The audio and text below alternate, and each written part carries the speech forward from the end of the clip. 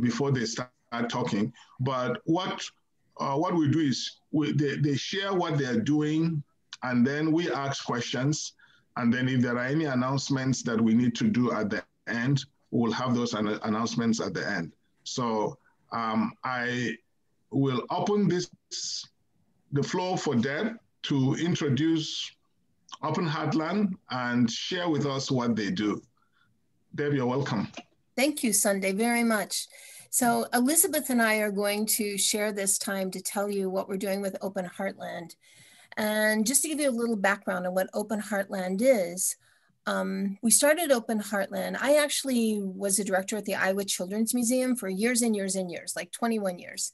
And when I retired, yeah, I didn't want to just sit at home and do nothing. So I crossed paths with Elizabeth, and Elizabeth and I just started talking about the needs of the Latino immigrant community here in Johnson County, and how much of the Latino immigrant community were really invisible in Johnson County and weren't really being integrated into the fabric of our community. And this is an amazing community. So we wanted to do something to change that.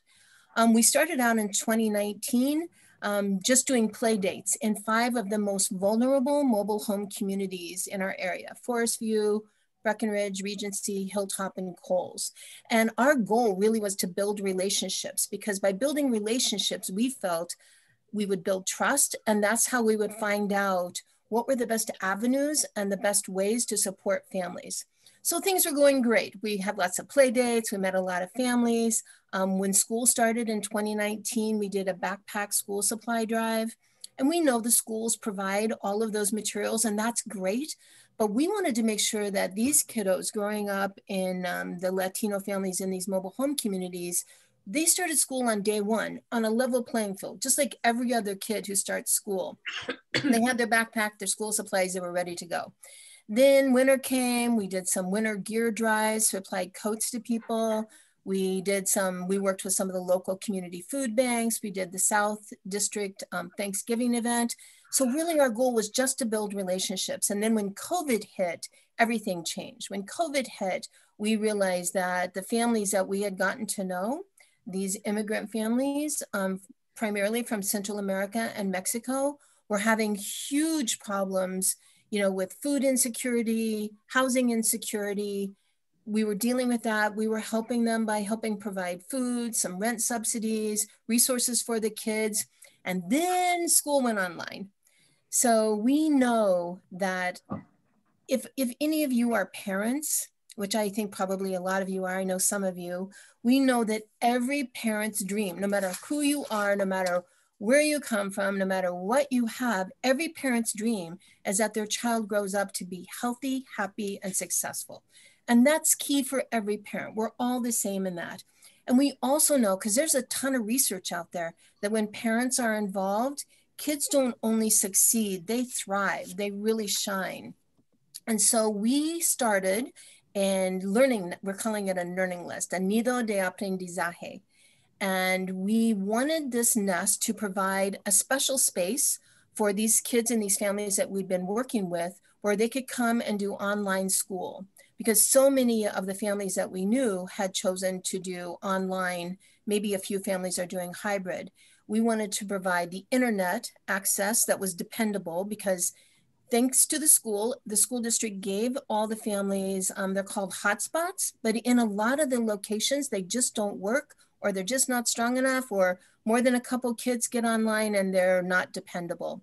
So at the Learning Nest that we opened, we have free internet, we have support services. So we have volunteers and tutors who help the kids navigate their classes and get their homework done. We have special activities, we provide food, snacks, and we required all kids to be accompanied by a parent or caregiver. And the reason we did that is that we know how important it is for the family to be involved in education. For the kids to really thrive in school, it's critical that the parents are involved. So our program is not a drop-off program, and we know there's a huge need for that, but our focus is on helping parents navigate the online school system to the way that best advantages their child. I think, Elizabeth, that's kind of the overview of what we're doing. And certainly there are lots of challenges, and we've found some ways to be able to support and help parents navigate the system. You want to talk about those a little bit, Elizabeth? Thank you, Deb. Yes, sure. I just want to share with you guys how sometimes we think in the, oh, we suppose that everyone knows about internet and all this stuff because we're in the United States. But unfortunately, some families of Latino, depends on the level of the education that they get, they don't know. If it's complicated for me, who has a little understanding about the English, so it's a lot of barrier in the community. So this is going on not only to support the kids or the students, we also support the parents to learn how to navigate it, the Chromebooks. Chromebook, it's a technology. Some people are really intimidated with the technology, especially it's everything in English, nothing that's in their own language. So that makes it really complicated for those families. And the Latino population, often they thinking that it's, often is taking a place, the high of, for each family is like, if you get it education, it'd be good, but we forget about the parents. I think we need to start it in the reverse, to put it the parents, they understand the school system so they can give the right support to the students. I think that's nothing that they are not worried about the students or their kids. They really, like Deb say, they really want to be the best, but they don't know how. So I think that just to helping, giving the support, the right support, because sometimes they go and they say, but they don't speak Spanish, and they just feel intimidated because they don't speak their own language. So having a place, they feel safe, welcome, and say, hey, I'm here every time that you need it. That makes another open door for them, that they said, oh, I have a place where to go. I can go there and I know they are going to help me. I don't feel intimidated. And they see other parents there too, that they have the same issue. So that makes a little more stronger. They said, oh, it's not only me. I have more parents and they need the same support that I need. So that's kind of make the community comes along together because they helping each other and they pass the word. We can see the families say, oh, they can help me and they understand me and they explain me. And now I know how to do it at home. And if you need help, I can help you. So helping to each other, that's probably what we want to see, not only because I know I can help the whole family. It's impossible to cover the whole stuff around here in Iowa, but it's, if we helping to teaching us themselves, like we can teach whatever I know to other and that person going to teach, it'd be a lot better for those. And they actually, the kids, they see that and they said, oh, I able to help that kids that is coming. I know how I can do that. And I know I do that. So that's another, so they can see how the community is getting built. That makes like really strong in the community because they feel like I can do stuff that sometimes I feel intimidated that I didn't know, or maybe they just need a little push to tell them to be a confident and that they can see, because it's also for the parents conference, it's online. And a lot of parents, they don't really talk about it because they feel intimidated just to watching the camera. They say, I don't want to talk, what I have to say, what I can do. They can see me, I don't know. So they feel a little intimidated. So just give the support to them, be by them, and they just make another, like a huge difference. So it's nothing that they don't worry. I'm just want to make sure like it's really hard to understand sometimes the school system in the United States. So if they don't understand in their own country, the educational system, so it's gonna be hard here, more hard than regular person. So just wanna make sure that if you see somebody that's really frustrated, just make sure thinking about where they come from, where they come in. So we try to figure out which way to explain, how to work with them, how to do things in the way that they understand. So that's kind of like the difference that we do with the families. We work alone and families are really happy. They come and like today I have a ton of calls and say, are you guys open? And it's a lot of issue that I don't understand. So it's a busy day every day and a new stuff to learn. I didn't know anything, but I able to call the school district library, and they able to explain me. But because it's in English, I have kind of like, okay, hold on, very slow, please, because it's in the by phone, and I have to figure out this. I know a little bit about Chromebooks, but I don't know much. So just helping me and it can be better. And we able to figure out just by phone, connecting with the school and everything, we figured out like every day it's a new day to learn. So that's pretty much how we work in Open Heartland. Yeah, and I think the key thing that's been really positive for us with Open Heartland, it all goes back to this building relationships and really understanding that no matter what culture you're in, no matter what family you're working with, everyone wants the best for their children. And so creating an environment that's really welcoming, truly unauthentic welcoming, that says no matter what your issue is, your problem, we'll work together to try to figure it out. Maybe we can find a solution, maybe we can't, but we are in it together because now we're friends, right? We're community and we're neighbors and we're gonna help each other. So that's pretty much what we're doing. At our site, we're in Pepperwood Plaza.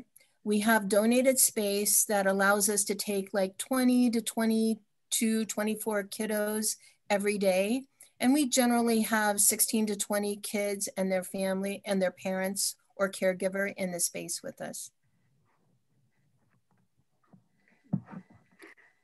Thank you, Deb and Elizabeth. And I just want to give a big shout out to them because they have done something I think that is very innovative, because I believe that the way online learning works is inherently inequitable just because it requires the parents to understand technology and to understand our school system. And I think what they have done at Open Heartland has just been genius in teaching the parents and empowering them to help them understand the system. And probably one of the best models of community org that I've seen, because they have identified leaders in each of their neighborhoods to lead others in that group. So I really, truly appreciate the hard work that they've all done in helping bring along our parents. And I also want to give a shout out to Dua and Abdul Raham, who are our cultural liaisons. They're on the call today as well too. And at a more micro level, they too are helping parents navigate the technology. And if either one of them want to pipe in and say something, that'd be great. But otherwise, I'll be quiet. Abdul Raham, are you there? Yeah, I'm here. I'm there. Yeah. You have something to say? Yeah, I have the because my job with the Sudanese community, I work with the Sudanese help them for immigration, like the green card application or the FAFSA format, or if you need fill application for the M400 for citizenship, or you need anything for the food stamp, or you need for the Medicaid. You know, this work together with the Sudanese community, Mia and Doha. So wonderful. Who is the second person, John?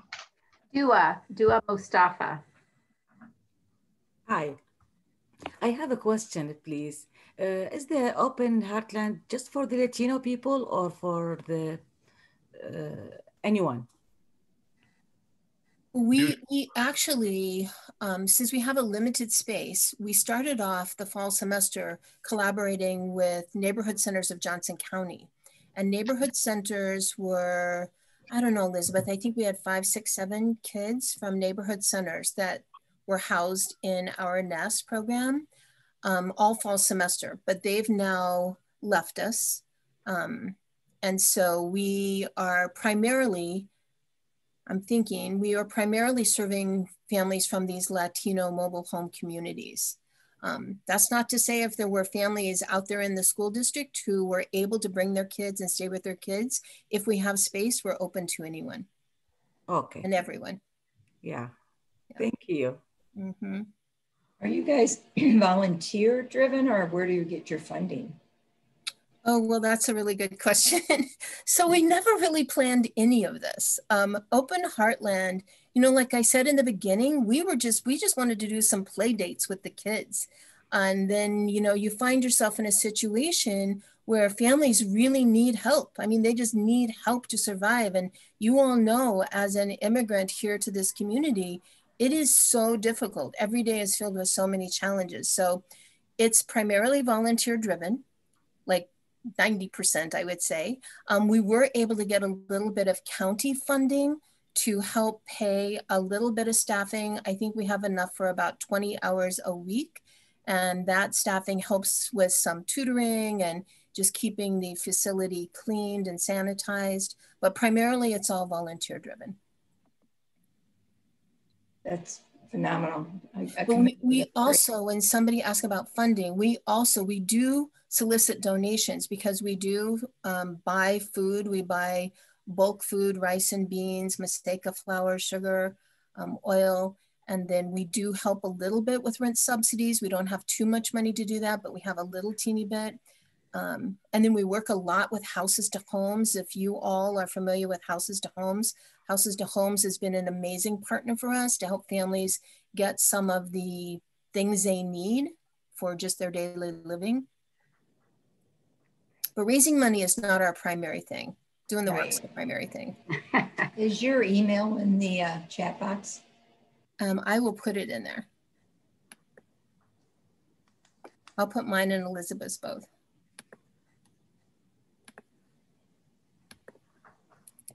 So your resources depending on donation? Uh-huh. Absolutely. It's not too stable, right? Donations, but yeah.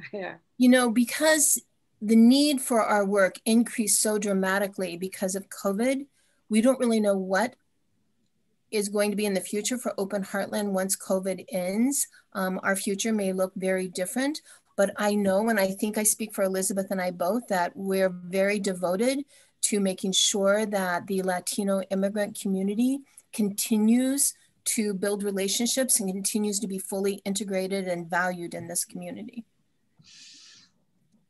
Deb and Elizabeth, as far as information, other than your Facebook page, do you have a website as well? You know, Ed, I wish we did. That was our intent, but we've been so busy doing the work that we haven't actually spent any time. Oh, that's fine. I was just wondering, as you know, where if we do once, if I'd like to share this with others, where would I send them? To our Facebook page. Open Heartland Facebook is probably the best. Yeah. And then you can just message from there. Yeah. Okay. And then also, what are your needs at this point, and where do you think you'll be? You know, where are you headed? Let's put it that way. I don't know, Elizabeth. Do you want to answer that one? Thank you. Well, I think we go as they need. And I think the more people they know that we are there, the more people are learning more. So we are going to have probably a lot of the programs are coming, and you can see that the need. It's like if I ask for something, what you need, the list is really big. And I know that just like I also am a member for other organizations. So this one is kind of like different, that sometimes we feel like we're going the same thing as the community needs things. I think we are growing up with them. We are learning from them, and they feel comfortable because they are coming and say, we are needed this. And in the past, every time that I ask what you need, they never feel that comfortable to say, I need this and this and this. They just, I'm okay, thank you. But because we don't ask for names, address, or any other information to share with us, if they like to share, they tell us like, my name is this. So that's kind of like how we build the communication. I think that make it stronger because they don't feel like we are target that person that it's coming like in the past 4 years, they're really very, very careful about with who we share the information. So every time that they ask for help and they ask, who do you, I know it's a donation, but where they come from, who is gonna take my name or my address? We say, no, we don't share any of those information. We keep it for ourselves, but nobody else can have the information. So I think that's kind of like how they trust. And I'm going to say just we're going as the community needs, and we forming and as the community needed. So I think just about to learn more about it.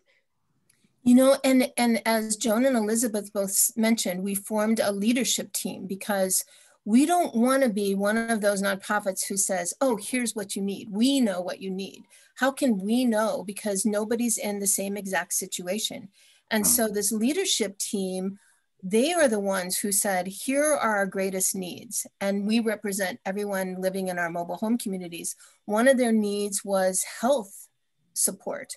And so Elizabeth and I were able to secure a mobile medical clinic from the University of Iowa to come and do mobile clinics for the Latino population every month. But we said, okay, that's great, but you can't send people who aren't going to listen to the problems of the families that we're serving. And it's got to be women. You know, no offense to anybody who's a male, but these are primarily women that we're working with, and it's taken a lot of work to build trust, and we don't want them to close up. We want them to continue to be open. So we now have the mobile medical clinic. Women were saying that they really needed a support group, just a mental health support group. Life is hard enough, and COVID makes it really difficult. So we started a support group. A couple ladies wanted to learn how to sew, so we found some donated sewing machines, and a friend of mine is coming to give sewing lessons. We've applied for funding from the Iowa City Social Justice and Racial Equity Grant Program to provide some programs for kids. And we didn't decide what the programs were. These moms from the leadership team said, you know, we want to see music, we want to see leadership, we want to see financial literacy, those kinds of things. So those are the programs that we're going to try to establish for them. So as Elizabeth said, we're very grassroots. We don't really have the ideas of what we think will be helpful. We respond to what the families and the parents want. Well, congratulations on really putting together such a purposeful group and really addressing needs. So again, congratulations. Thank you. Do you guys have a 501c?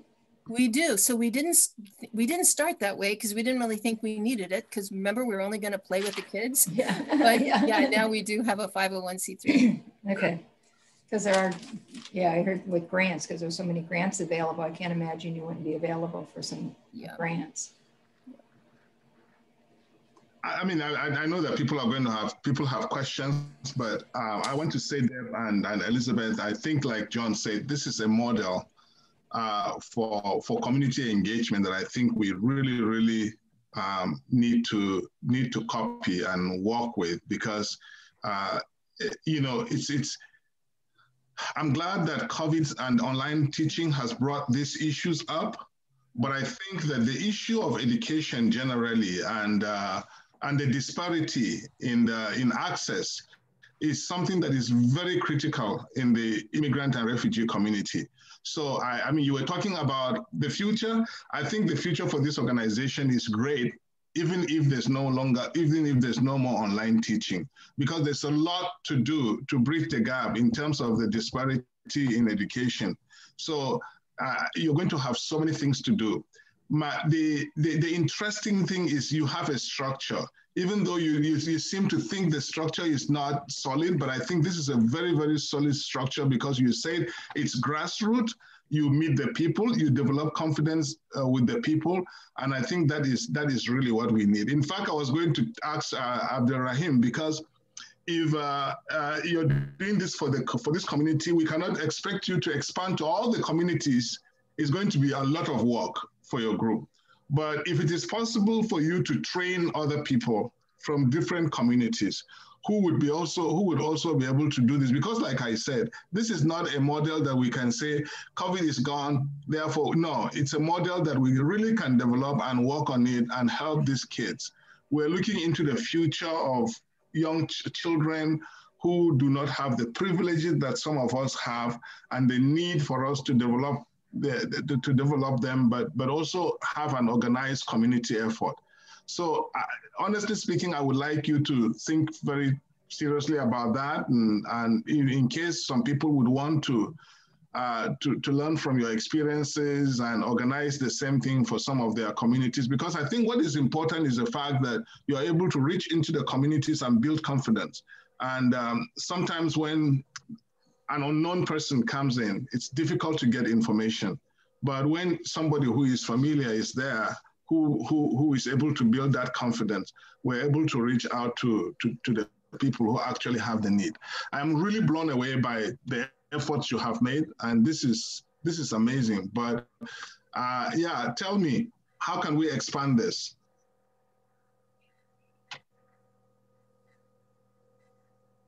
Thank you, Sunday. I really like the idea. Like we can, like I say, we're here to teach to each other, I think, but how we can spend, I think, just teaching to each other what is the need, where to go.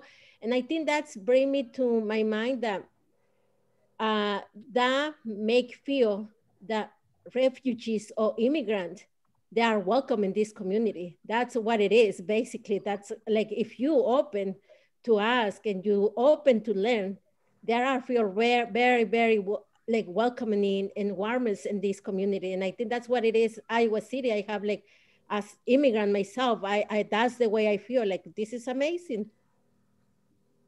But I think for how we can growing up, just to follow up, I think we can share more. If you guys have question, email to me or to Deb or in the Facebook, and we can have, if you guys have any something in mind that we can just give the support or this, just to talk or chat, something that anyone they want to start, I think that's great.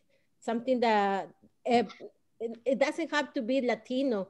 Maybe they can just change a little bit and can be for refugees, other communities, other culture. We can just put it, small things, a small village can be make a small, big community. So that's what it is about it. Like just, we learn to each other to make sure we build in the really effort, like the community can be really come together. And that's what we, for my part, I think that's what I in the future probably want to see, if I have a dream, just to see the whole stronger community, that they can come all together at the same table. That's probably what I think it's really beautiful about this. Yeah, and I mean, I would love to start thinking about, once COVID's over and it's safe for us all to get together, let's have some big gatherings. Let's have some big fiestas where we have food and music and people of all different ethnicities come together in our community. Before COVID hit, because I have some connections still with the Children's Museum, we had a big event at the museum where we featured games from every different country that's represented here in Johnson County. And so many of the parents were so happy and excited to see games that they played when they were young, growing up in their own country. And we were teaching those games to everyone, to all kids. So finding some common ground where we can celebrate, you know, all of the beautiful things that every culture has, and do that in a very visible way in our community, I think that'd be really fun. And remember, Open Heartland started with play and fun. I mean, that's how you get people to communicate. Exactly. Okay, so Sunday, it's difficult for me to be the timekeeper because I'm usually the one that goes over on time. But but we just a little time check. We have about 15 minutes before we have to sign off. So I was going to ask that if anyone has any question for them. If not, we'll open up for announcements, and let's hear from people what is going on. If you have anything that you want the group to know. And I also want to hear some feedback from the bigger group on other issues that we'd like to address this coming year. Our friends at Public Health are here, so I don't know if they have ideas on perhaps immunizations for the COVID vaccine and how we can help spread the word among our populations. So anyway, I just want to get some feedback for future planning meetings too before we all have to sign off. That's important. Yeah, Joan, thank you for that. If we would have time on the next agenda to be able to talk about how we can make sure we're reaching the most vulnerable for vaccine access when the time comes, that would be wonderful. I'd love to have time to do that. Okay. So can we have the Johnson County Public Health then for the next presentation? That would be great. Thank you. And then something else that I'd like to see us discuss is I think that there's going to be some opportunity for expansion of English classes. So we want to do a needs assessment on where that would be most effective to have English classes. So that could maybe even be the March meeting if that works. I don't want to, you know, dictate what we're talking about. I want to hear from others too of other issues that they have that they'd like to bring to the group either to discuss or bring in a speaker.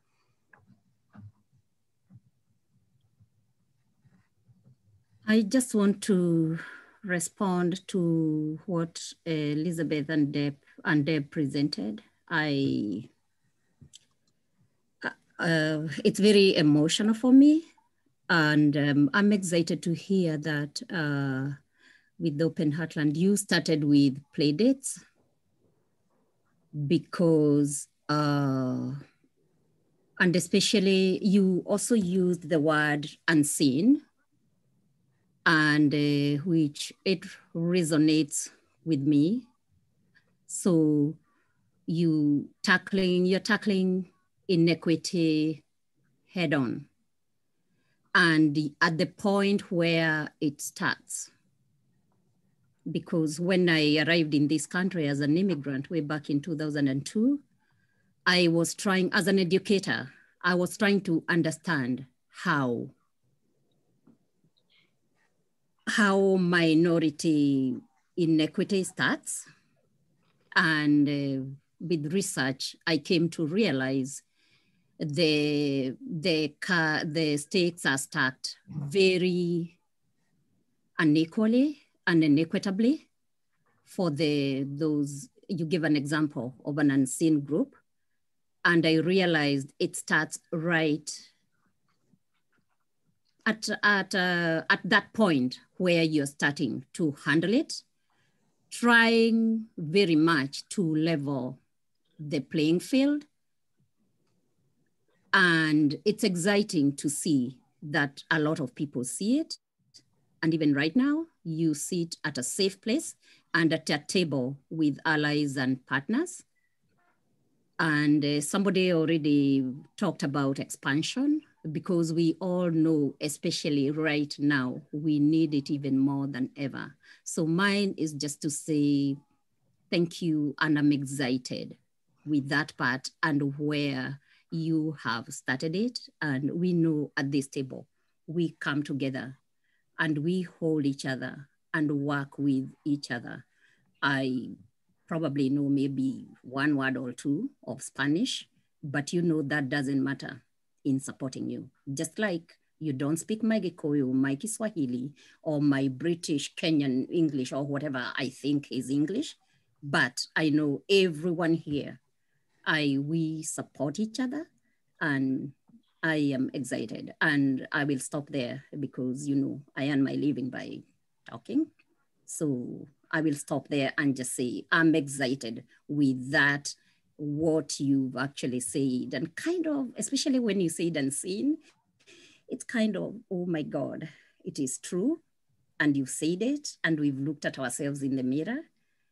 And to me, it feels like this is now our new baby, and kind of feel, oh my God, for this long, we've neglected that area. Thank you very much. Yeah, thank you, thank you. Yeah, and look forward to continuing working with you, Deb and Elizabeth. Yeah, thank you. I just have a few words. I hope I promise not to take too long. As a Latino, and I know the hard work that you've been doing, I heard about it, a lot of good things. And I just wanted to say thank you, Deb and Elizabeth. You are strong leaders, and I know the Open Heart will be here for a long time. And my question be like, what is the hours that you have? And I will stop by. And so my heart just jumping. I know from the past, I know from you long time, we have a story, and I knew that something will be in Deb's heart, because I know that you have the heart of the Latino heart. As a Latino, I think, or as now working with IC Compassion, there's a greater need, and all different cultures. And but we're so grateful for having you part of our community also. And we are here to partner, and always talking to my director, Teresa, about how we love to do bridges, you know, and supporting each other. And if anything that we can help, I'm here to help in any way that you need. So thank you so much. We will have next month, Iman is planning, because it's dating violence month, teen dating, Iman is planning a virtual event. And once she has nailed everything, I'm thinking, Iman, we're going to let everyone know and invite you as our partners and allies. As it will be a preventive event, targeting especially male youth, which is supported by data out there that the male are the ones who are mostly violent on children and females and women. So, and we target young, for us, nowadays we are targeting male young youth. That's what Imani you're working on. So once we hammer in and we get a date on the event, we are going to send out through the channels that we use to invite you to our event. Thank you. Thank you, Ongoy, for bringing this out. Actually, February is the dating month event. I'm gonna send you, to remind you, like our virtual events. We're working on it now. Thank you, Bangoy. Thank you. Any announcements? Any more announcements? Well, this has been a very good session. I thank you so much for the presentation, Deb and Elizabeth, and thank you everyone for contributing. I think that we're excited to listen to the public health, Johnson County Public Health next month. I think what is going to be important is as we continue to take these vaccines and hopefully put COVID behind us, it's going to take maybe some while, but I think it's important for us to look at aspects of resilience in terms of how people are going to bounce back. And one of those is actually in the presentation that we've had today as far as the education of our children are concerned. So we will be very excited to listen to Johnson County Public Health next time. And like John said, if your group wants to make a presentation, please send an email to Juliet and let us know so that we can start planning 3, 4, 5 months ahead. That way we will not have the break that we had again. So let us know if you want to make a presentation, or if you know a group that is not represented here today, but you know that they are doing something that is going to benefit all of us and is going to help us to actually strengthen this group and strengthen the efforts that we're making in the county. Please, and by extension, Cedar Rapids, because we have someone from Cedar Rapids here. I always forget that. So it's not only Johnson County, but that would be very, very useful. Recommend them to us, talk to them first and let us know, and we'll always, and I think that's what John did. She told us about Deb and Elizabeth, and we said, yeah, that's something we need to listen to. So I sincerely thank you so much. If there's nothing else, I think it'll be good to stop 4 minutes to time. Thank you so much. Thanks, everybody. Thank you. Good seeing everyone. Thank you. Great presentation. Thank you. Thank you. Have a good day. Have a good day. Bye.